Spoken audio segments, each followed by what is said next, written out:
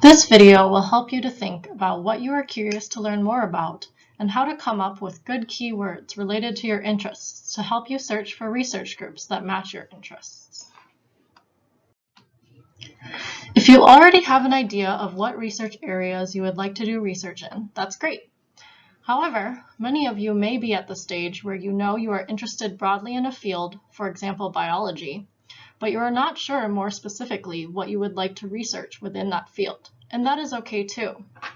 If you are not sure what specific topics you would like to research yet, we encourage you to reflect for a few minutes on what topics you are curious about.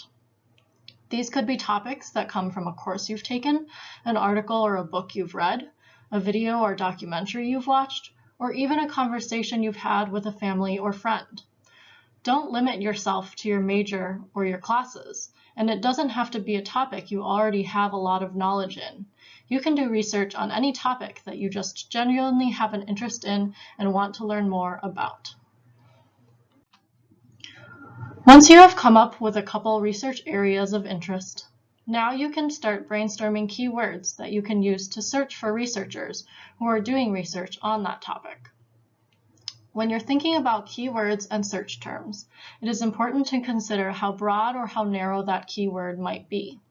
If your word is too broad, you might pull up hundreds of researchers on campus, which will take a lot of time for you to sort through, and they might not all be very relevant to your interest.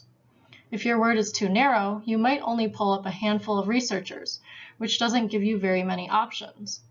It is helpful to have a range of different keywords that you can try.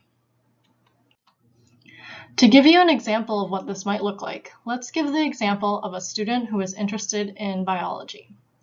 Some keywords they might come up with are molecular biology, neurobiology, and neurodegenerative disorders. Molecular biology is quite a broad keyword and will pull up a wide range and large number of researchers. Neurobiology is a bit more focused and will likely help to narrow the number of researchers that come up in the search. Neurodegenerative disorders is quite specific, so that should help to narrow down the numbers even more, but might limit the options for researchers on campus.